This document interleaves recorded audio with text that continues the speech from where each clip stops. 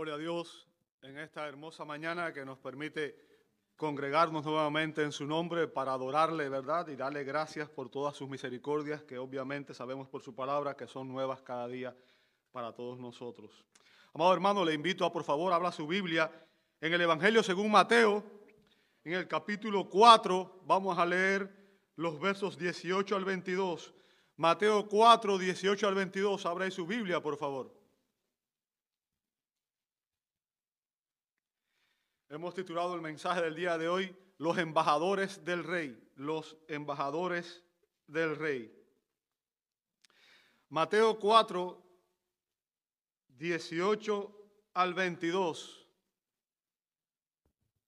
Ese es el texto que vamos a estar exponiendo hoy de la palabra de Dios. Dice así la Sagrada Escritura. Andando Jesús junto al mar de Galilea, vio a dos hermanos, Simón, llamado Pedro, y Andrés su hermano, echando una red al mar, porque eran pescadores. Y les dijo, vengan en pos de mí, y yo los haré pescadores de hombres.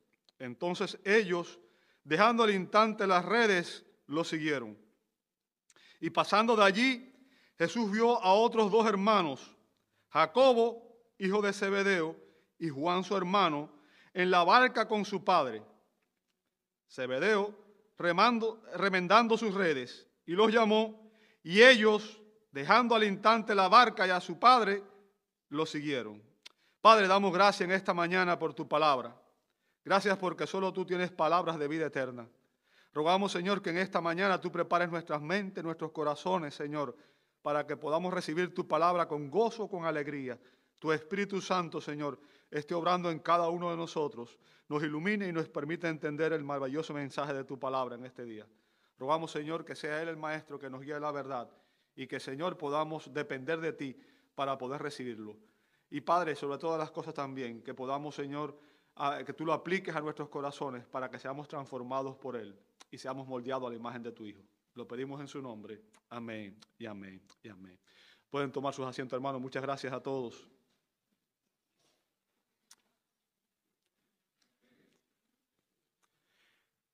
El evangelismo es el mensaje que Dios nos dio para que nosotros comunicáramos. El evangelismo es la comunicación de un mensaje divinamente inspirado, un mensaje que Dios dio, ¿verdad? Y ese mensaje es al que nosotros llamamos evangelio, buenas nuevas de salvación. Y ese mensaje comienza con información e incluye explicación, aplicación e invitación. La información es como Dios, nuestro Creador y nuestro Juez, en su gran misericordia, hizo que su Hijo fuera un sustituto y muriera por nuestros pecados para darnos salvación y vida eterna. La salvación es el mensaje del Evangelio, es el centro del mensaje del Evangelio, cómo Dios se hizo hombre en Cristo para venir a morir como sustituto nuestro, dar su vida y redimirnos del pecado. La invitación es el llamado de Dios a la humanidad para que acudamos al Salvador con fe y arrepentimiento y encontremos la paz y el perdón que solamente Dios puede dar a todos los pecadores. Esta mañana quiero que pensemos precisamente en el ministerio de la evangelización. Como el hermano anunció, pronto va a comenzar las clases de evangelismo, ¿verdad? Así que esta mañana quiero que pensemos en el ministerio de evangelización, examinando el llamamiento de Cristo a los primeros 4 hombres que pertenecerían a un grupo de discípulos que servirían como evangelistas de Cristo. O sea, estos fueron los primeros hombres que Dios llamó para el ministerio de evangelismo, ¿verdad? Aquí Mateo nos presenta 2 pares de hermanos a los que el rey llamó al ministerio. 2 pares de hermanos a los que el rey llamó al ministerio. ¿Cómo lo hizo? Bueno, en estos versos vamos a ver el llamado de los primeros 2 hermanos en los versos 18 al 19 y los próximos 2 en los versos 21 al 22. Fíjense, vamos a ver los primeros 2 hermanos en los versos 18 al 19. Dice, verso 18, andando Jesús junto al mar de Galilea. O sea, Jesús estaba caminando a la orilla del mar de Galilea. ¿Sabe? Alguna gente lo llama así. De hecho, algunos evangelistas llaman el mar de Galilea. Pero en realidad era un lago. Era agua dulce, ¿verdad? Era un lago que tenía solamente 13 millas de largo y 6 millas de ancho en la parte más ancha, que forma el río Jordán en la parte norte, en la provincia de Galilea, de lo que es la tierra de Israel, ¿verdad? Su nombre era el lago Kinneret, y se llama así porque el lago, dicen los judíos, que tiene forma de arpa, de un arpa, ¿verdad? Ustedes han visto un arpa, que es el instrumento musical que usan, ¿verdad? Y los judíos, el nombre viene de, precisamente la palabra Kinneret, viene de una palabra hebrea antigua, kinor, que era el término arpa, que se refería a arpa. Y Mateo dice aquí que el rey Jesús iba caminando a la orilla del lago, ¿verdad? Cuando él vio a 2 hermanos, Simón, llamado Pedro, ¿ok? Y sabemos que el Señor Jesucristo fue quien le dio el nombre de Pedro a Simón, ¿verdad? Su nombre original era Simón y fue Cristo quien le dio el nombre de Pedro. El nombre de Pedro significa roca, ¿verdad? Simón era un hombre impulsivo e inestable. Ustedes saben, el apóstol Pedro, la gente dice que era el apóstol cojo porque siempre vivía metiendo la pata, ¿verdad? Diciendo lo que no debía. Y este hombre Jesús lo llamó, y de ser un hombre impulsivo e inestable debía convertirse en Pedro la roca. Ahora, Jesús no solamente vio a Simón, sino también vio a Andrés, su hermano, echando una red al mar porque eran pescadores. O sea, Jesús vio a 2 hombres que eran pescadores. Y lo primero que usted debe notar aquí, observar en estos versos, es la clase de hombres que Jesús, que el rey, escogió para ser sus embajadores. Fíjense, Jesús, los primeros hombres que escogió el rey para ser sus embajadores, no eran hombres eruditos, no eran hombres influyentes, no eran hombres ricos, no eran hombres de un origen social reconocido, eran hombres pobres, sencillos y trabajadores, hombres humildes, ¿verdad? Y eso obviamente concuerda con lo que dijo el apóstol Pablo en 1 Corintios 1, 27 al 29, ¿verdad? Que Dios ha escogido lo necio del mundo para avergonzar a los sabios, y Dios ha escogido lo débil del mundo para avergonzar a lo fuerte. Dios ha escogido lo vil y lo despreciado del mundo, lo que no es, para anular lo que es, para que nadie se jacte delante de él. O sea, uno hubiera pensado que Dios, que el rey iba a escoger, ¿verdad?, a fariseos, a saduceos, hombres letrados, hombres preparados para que ellos fueran sus embajadores.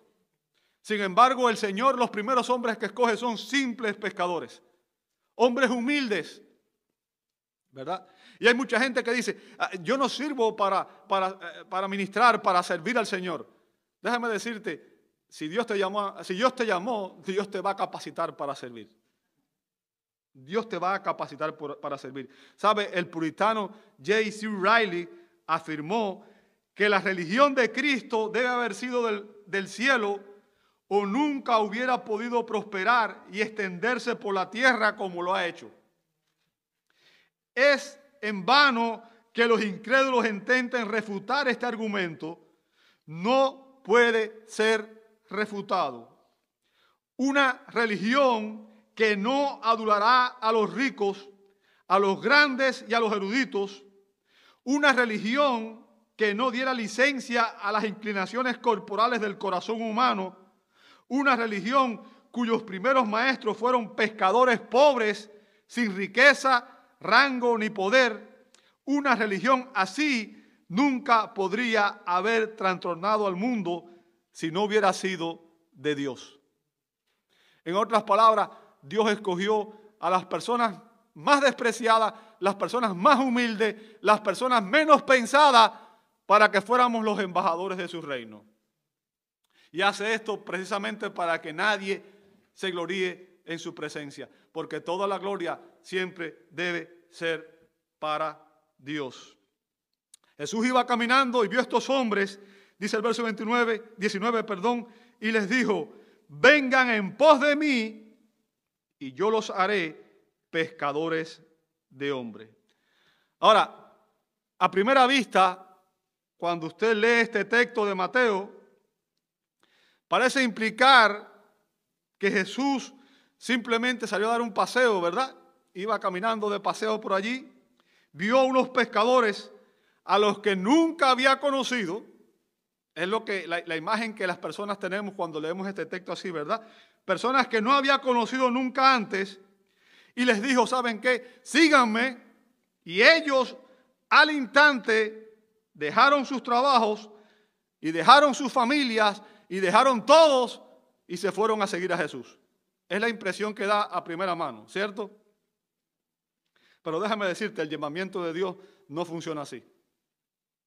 ¿Ok? Según el Evangelio de Juan, Pedro y Andrés ya habían tenido un encuentro con el Señor Jesús cerca de Betábara, ¿ok? En la región del Jordán. Precisamente esa fue la lectura bíblica que tuvo mi hermano Juan. Andrés fue uno de los dos discípulos que andaba con Juan el Bautista, y Juan el Bautista estaba anunciando que Cristo era el Cordero de Dios. ¿Ok?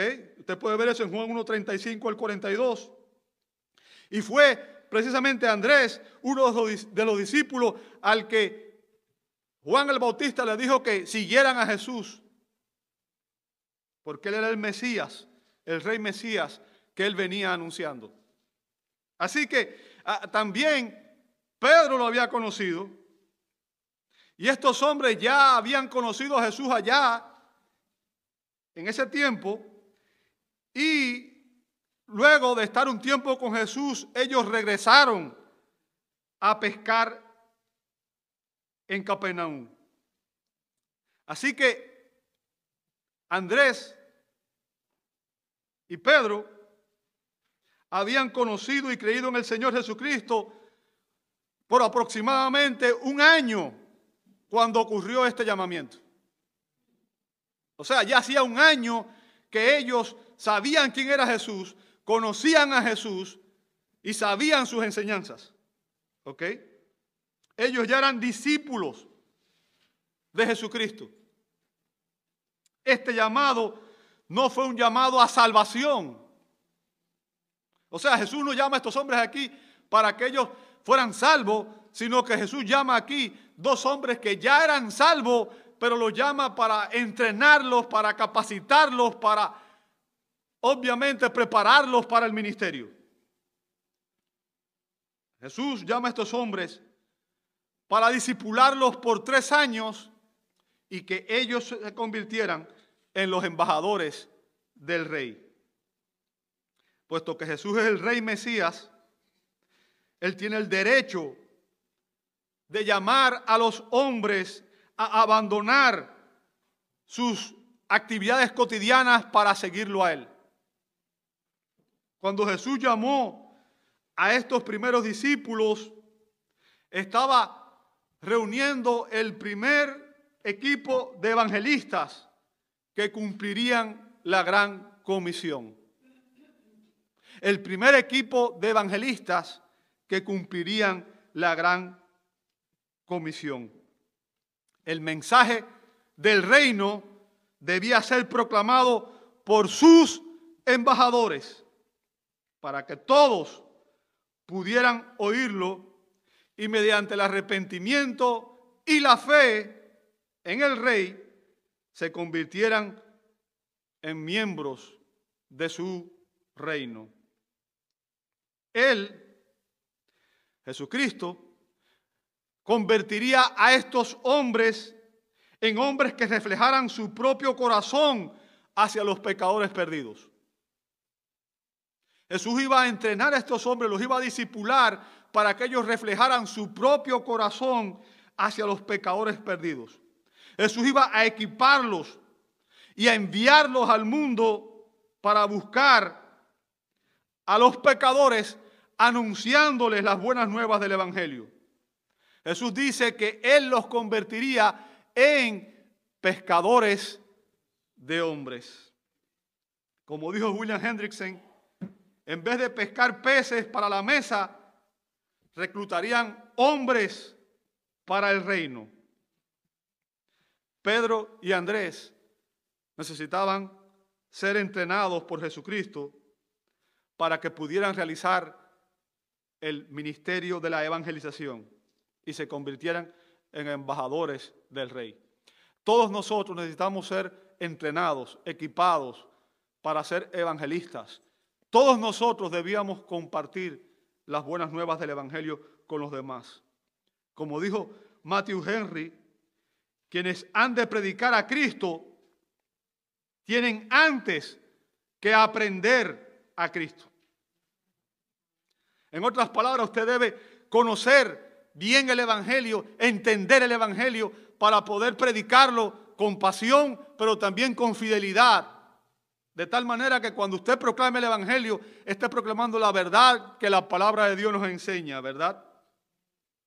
Los que reciben el encargo de pescar hombres deben seguir a Cristo para aprender a hacerlo como Él lo hizo. Debemos aprender, ¿sabe? El más grande maestro de evangelismo que usted puede encontrar fue Jesucristo. Lea los evangelios. Jesús fue el evangelista más grande en la historia de la humanidad. Y debemos evangelizar como Él lo hizo, ¿verdad? Con diligencia, con fidelidad y con compasión y ternura por los perdidos. Estos hombres fueron los primeros compañeros de Jesús en el ministerio. Aunque algunos hombres, y quiero hacer esta aclaración porque quizás, aunque algunos hombres continúan recibiendo este llamado del Señor a abandonar sus oficios y a convertirse en embajadores del Rey, en convertirse en pescadores de hombres, estoy seguro que obviamente sabemos que la Biblia nos enseña que no todos son llamados a servir en el ministerio de tiempo completo. Dios nos llama a todo el mundo a abandonar sus oficios para convertirse en evangelistas, a convertirse en predicadores, ¿verdad? Dios nos llama a todo el mundo, pero sí llama a todos los cristianos a evangelizar a los perdidos. El encargo, el mandato de la Gran Comisión no es solamente para aquellos que Él llama al ministerio. El mandato de la Gran Comisión es para todos los creyentes, para toda su iglesia. El evangelismo, es también nuestra obra. Todos nosotros somos testigos de Cristo. Somos sus testigos al mundo. Somos sus embajadores al mundo. Dios llama y envía a su pueblo al mundo para que nosotros compartamos las buenas nuevas del Evangelio con todos aquellos que aún no conocen a Cristo. Todos los creyentes, sin excepción, todos los creyentes estamos llamados a compartir las buenas nuevas del Evangelio. Y tenemos un mandato de Cristo en Mateo 28:19. Él dijo, vayan y hagan discípulos a todas las naciones. O sea, desde el principio de su ministerio, el plan de Jesús fue usar discípulos para hacer discípulos. En otras palabras, todo creyente debe ser discipulado para que a su vez esa persona discipule a otras personas.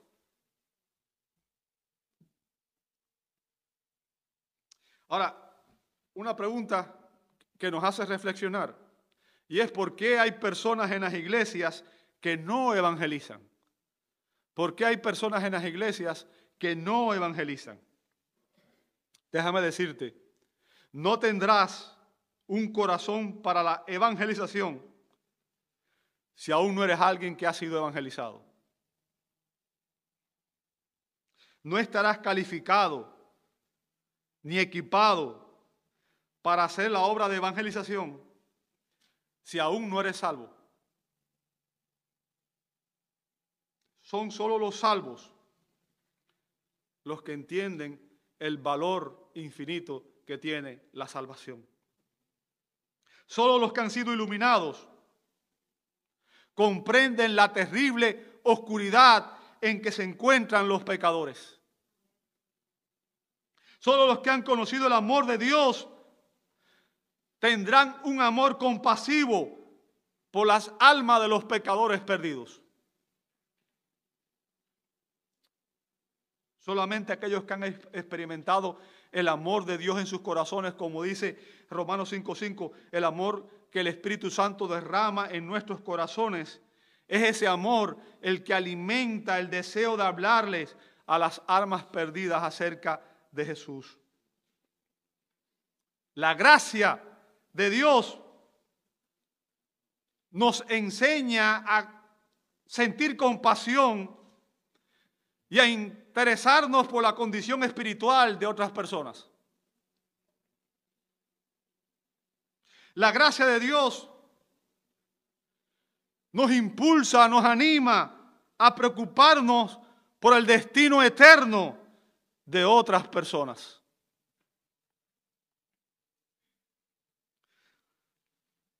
Cuando eso desaparece, cuando una persona no siente compasión por aquel que está perdido en pecado, es porque no está sano espiritualmente. Cuando una persona no siente, cuando una persona que dice que es cristiano no siente dolor al ver almas perdidas que no conocen a Cristo, es porque no está sano espiritualmente. Una persona que no siente compulsión de hablarles a otros del amor de Jesucristo y de compartirles las buenas nuevas del Evangelio por las cuales recibió la salvación, es sencillamente porque no conoce el amor de Dios.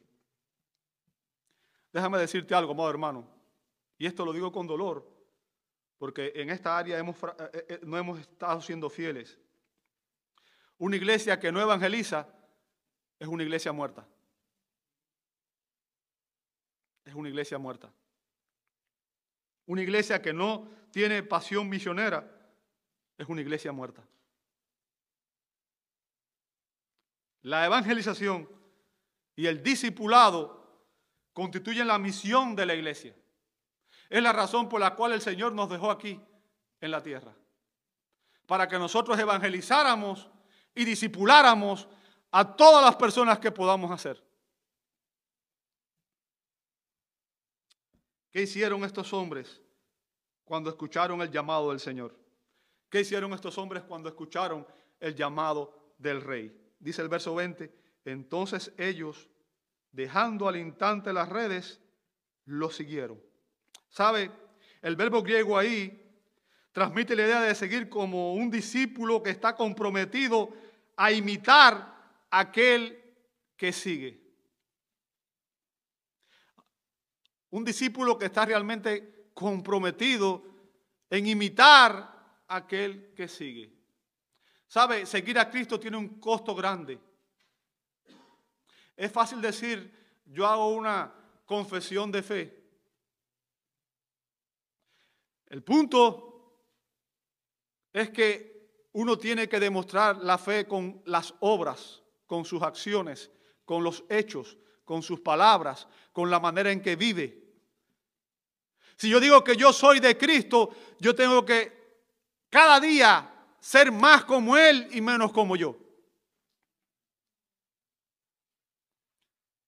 Como creyentes, nuestra prioridad en la vida debe ser transformados cada día más a la imagen de Cristo. Que podamos decir como Pablo en Gálatas 2:20, con Cristo estoy juntamente crucificado y ya no vivo yo. Cristo vive en mí y lo que ahora vivo en la carne lo vivo por fe en el Hijo de Dios el cual me amó y se entregó a sí mismo por mí. Ser más como Él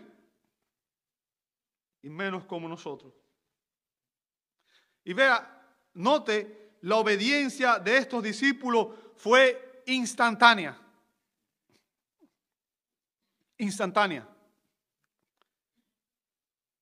Déjame decirte, la obediencia no es un concepto muy popular hoy en estos días. Vivimos en una sociedad rebelde que pretende decirle a Dios lo que tiene que hacer. Pero quiero que entiendas que sin obediencia a la palabra de Dios no hay cristianismo genuino. ¿Tú quieres saber si eres un creyente genuino? Sencillamente, examínate a ti mismo y evalúa si cuando tú entiendes la enseñanza de la palabra estás dispuesto a obedecerla o no. Estás dispuesto a someterte o no a la palabra de Dios. Si tú no estás obedeciendo la palabra, algo está mal con tu fe. La obediencia a la palabra demuestra si nuestra fe es genuina o no. Y déjeme decirle, el llamado conllevaba un costo. Un costo. Porque note que implicaba dejar no solamente su profesión, sino también alejarse, en este caso, de algunos familiares, ¿verdad? Estos hombres tuvieron que dejar a su padre para irse con Jesús, ¿bien? A cumplir la misión que el Señor le iba a encargar. En otras palabras, cuando usted ve a Jesús llamando a discípulos, Jesús no lo hacía fácil. Jesús siempre les decía a los creyentes la verdad, les decía que había un costo por seguirlo a Él. El costo del discipulado, el costo de seguir a Cristo. Nadie puede pensar que por recibir a Jesús por la fe, todos sus problemas se van a resolver, que su vida va a ser color de rosa, que nunca va a tener problemas, que nunca va a tener necesidades, que nunca va a tener pruebas. Al contrario, la Biblia nos dice que los que quieren vivir piadosamente padecerán persecución. Jesús dijo a sus discípulos, si a mí me han perseguido, a ustedes también lo van a perseguir. Hay un costo en el discipulado, pero debe haber, como los discípulos de Jesucristo en este pasaje, debe haber un compromiso fiel de seguir al Señor, sabiendo que el costo, las pruebas de esta vida, los problemas de esta vida, las aflicciones de esta vida son incomparables con la gloria venidera que en nosotros ha de manifestarse. Hemos examinado el llamado de los primeros dos hermanos y ahora vamos a analizar el llamado de los otros dos hermanos, ¿verdad? Versos 21 al 22. Dice el verso 21, y pasando de allí, Jesús vio a otros dos hermanos, Jacobo o Santiago, hijo de Zebedeo. Ahora quiero hacer una explicación aquí, ¿verdad? Porque si usted se da cuenta aquí, Mateo le gusta establecer ciertos patrones de paralelismo en su evangelio. Era la manera, ¿sabe? Los judíos usaban mucho el paralelismo. De hecho, todos los libros de sabiduría tienen esa característica, ¿verdad? Vamos a observar que en estos dos casos se emplea el mismo lenguaje y siguen un mismo patrón. O sea, nos narra el encuentro con dos pares de hermanos, ¿verdad? Los dos primeros y los dos segundos. Y lo que Mateo hace es que primero identifica a las personas, nos dice el tipo de trabajo que ellos desempeñaban en el momento de su llamamiento y luego explica cómo fue que Jesús lo llamó y finalmente nos dice en ambos casos que ellos dejaron inmediatamente su oficio para seguir a Jesús. ¿Sabe? Parecen dos relatos idénticos. Lo que cambia son los nombres, ¿verdad? Lo que cambia son los nombres, pero son idénticos. Ahora, aquí vemos cómo Jesús llamó a Jacobo. ¿Sabe? Jacobo también es conocido por Santiago. ¿Bien? En el Nuevo Testamento. Ahora, hay varios Jacobo o Santiago en el Nuevo Testamento. Sin embargo, es fácil distinguir a este porque nunca se le menciona aparte de su hermano. Este Jacobo o Santiago es el hermano de Juan, el evangelista. ¿Ok? El que escribió el Evangelio de Juan, las cartas de Juan y el libro de Apocalipsis. Bien. Santiago Jacobo fue el primero de los apóstoles que fue martirizado por el rey Agripa. O sea, fue el primero de los apóstoles en ser martirizado. Lo hizo el rey Agripa primero. Que cuando vio que asesinando a Jacobo, esto había agradado a los judíos, también mandó a apresar a Pedro con la intención de ejecutarlo. Usted puede ver eso en el libro de los Hechos, en el capítulo 12, versos 1 y 2. Y eso marcó el comienzo de una gran persecución en la iglesia primitiva. Ahora, vemos aquí que Jesús iba caminando por el lago, ¿verdad? Y vio a Jacobo y a Juan su hermano en la barca con su padre Zebedeo, remendando redes, y los llamó. Bien. Fíjense, al igual que con los dos primeros discípulos que acabamos de ver, estos dos ya habían conocido al Señor con antelación. En otras palabras, tampoco estos eran personas que simplemente veían a Jesús por primera vez, sino que ya eran discípulos de Jesucristo.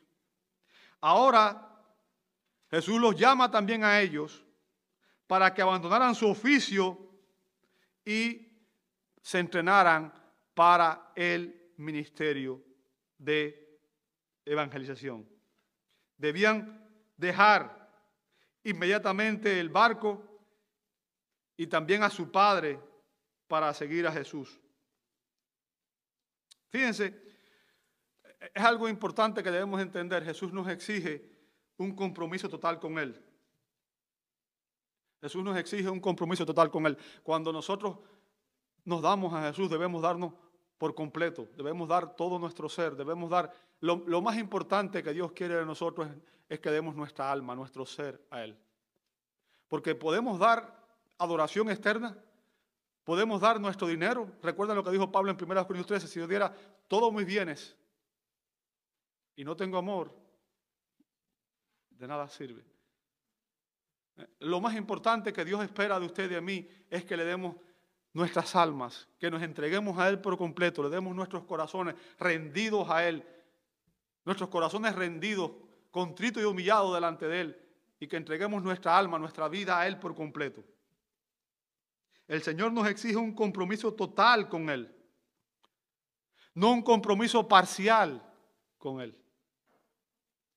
Se dice que una sociedad misionera le escribió a David Livingstone, y si usted no sabe quién es David Livingstone, le invito a leer su bibliografía. Fue el que abrió las misiones en el África, un hombre extraordinario que Dios usó para llevar el evangelio al África, ¿verdad? Y esta sociedad misionera le escribió a Livingstone mientras estaba predicando el evangelio en África y le preguntaron: ¿has encontrado un buen camino para llegar donde estás? Si es así, queremos enviar a otros hombres para que se unan a ti. Livingstone respondió: si tienes hombres que vendrán solos y saben que hay un buen camino, no los quiero. Quiero hombres que vengan aunque no haya ningún camino.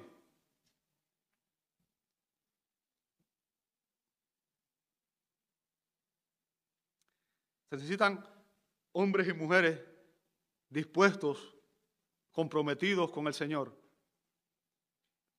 que estén dispuestos a pagar cualquier precio por tal de servir al Rey. ¿Sabe?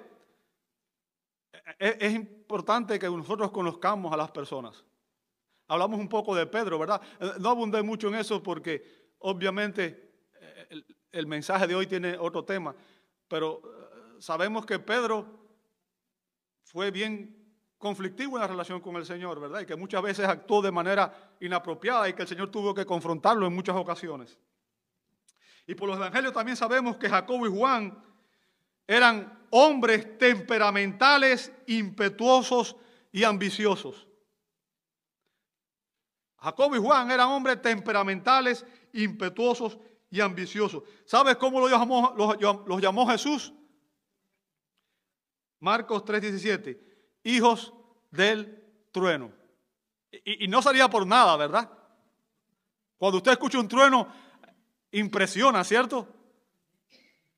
Impresiona, da temor cuando usted ve el poder extraordinario que tiene el Señor y que se manifiesta en la naturaleza. Estos hermanos, para que usted conozca la historia, en una ocasión iban viajando con el Señor y atravesaron Samaria. Y recuerde, Samaria era un lugar que los judíos no acostumbraban a atravesar, porque los samaritanos eran despreciados por los judíos. Y estos samaritanos, cuando Jesús iba a Jerusalén para ser crucificado, tuvieron miedo al ver a Jesús, sintieron temor y no permitieron que Jesús entrara a su aldea. ¿Sabe qué fue lo que hicieron estos hombres? Lucas 9:54. Le preguntaron al Señor: ¿quieres que mandemos que descienda fuego del cielo y los consuma a todos? Imagínense qué clase de evangelistas, ¿verdad? Qué compasión por las personas perdidas. Señor, consúmelos a todos y acaba con ellos para quitarme de arriba este problema. Wow. ¿Sabe? Esta fue la clase de hombres que Jesús llamó al ministerio. Pero aquí también vemos la obra de la gracia de Dios en el corazón de los pecadores.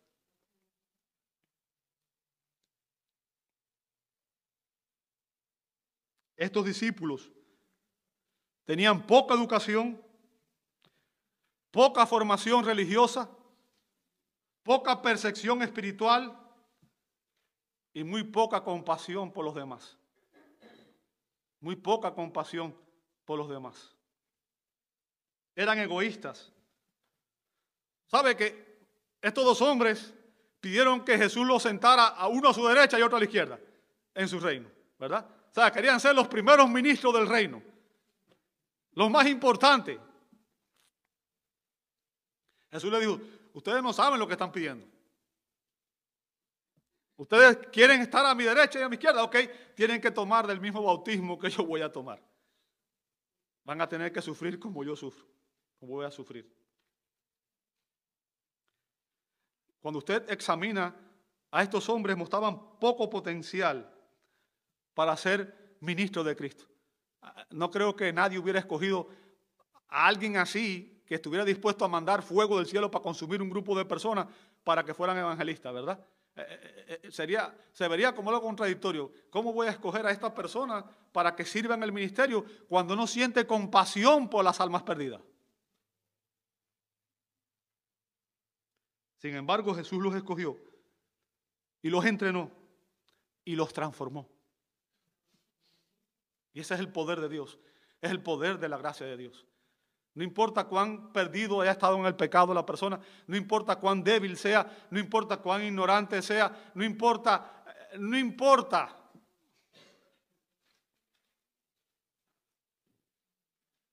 Cuando Dios llama a una persona y esa persona conoce el amor de Dios, la gracia de Dios, Dios transforma realmente a las personas. ¿Sabe? Juan, uno de estos hermanos que le preguntó al Señor si querían que enviara fuego del cielo, después se convirtió en el apóstol del amor. Cuando usted lee el Evangelio de Juan, cuando usted lee las cartas de Juan, usted ve que el amor era la palabra que caracterizaba a este hombre. ¿Sabe que fue el único de los discípulos que no murió martirizado? ¿Sabe que fue el único discípulo que murió de viejo? Pero dedicó el resto de sus días a predicar el mensaje del Evangelio. Y murió en la isla de Patmos por causa del Evangelio del Señor, siendo fiel al mensaje del Evangelio.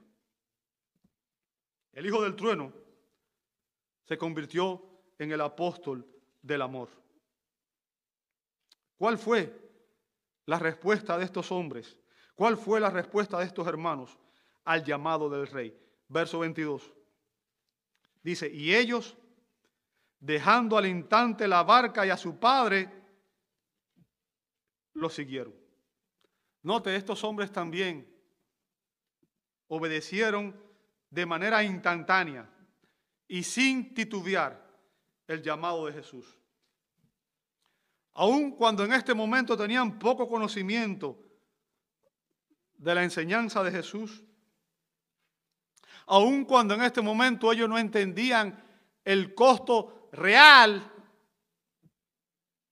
que tendría el seguir a Jesús, les fue suficiente saber que Él era el Rey, que Él era el Salvador y que este llamado que Él les hacía era divino, que este llamado que Él les hacía era a ser parte, a formar parte de los embajadores de su reino.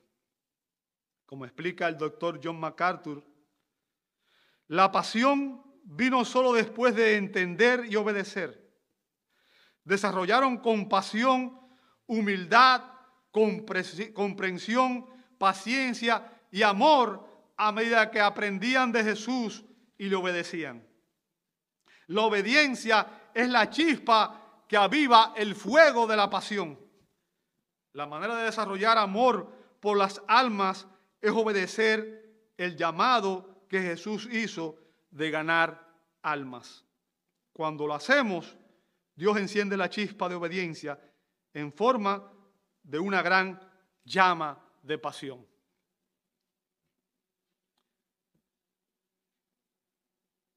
Amados,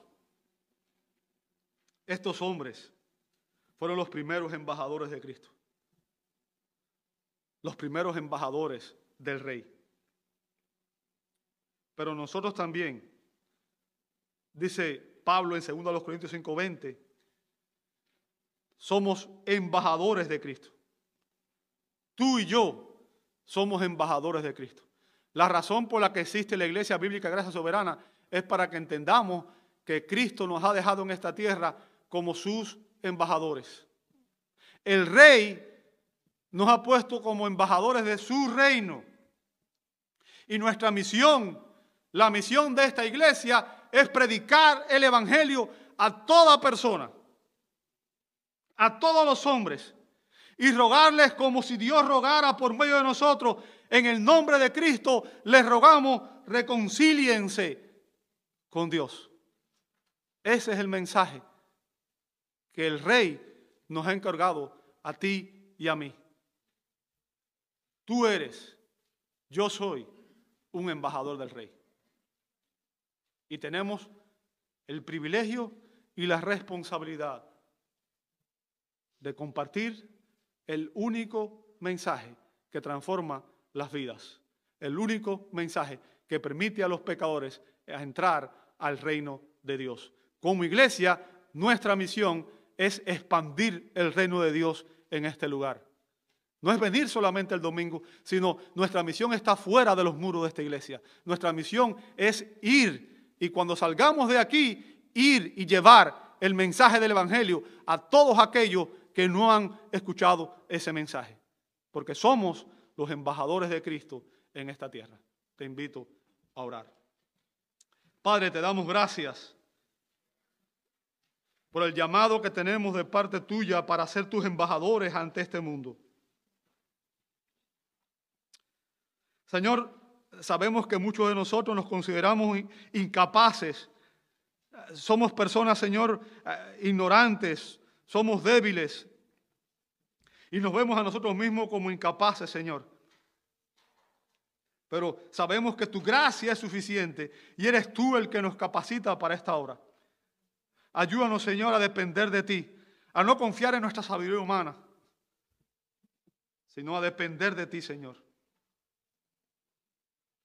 Te alabamos y te pedimos, Señor, que hagas de nosotros el tipo de personas que son pescadores de hombres, por amor a Jesús. Ayúdanos, Señor, a ser fieles embajadores de tu reino, para que todas las personas a nuestro alrededor, familiares, vecinos, compañeros de trabajo, todos alrededor puedan escuchar el mensaje del Evangelio de nuestros labios, Señor. Permite que esa sea una pasión en cada uno de nosotros, Señor. y que entendamos que es un mandato que tú nos has dado. Gracias, Dios, por tu Hijo. Gracias por la salvación que nos has provisto. Ayúdanos a ser fieles, Señor, porque solamente tú puedes hacerlo. Es por tu gracia, Señor, y por tu poder que podemos hacerlo. Oramos en el precioso nombre de Jesús. Amén y amén.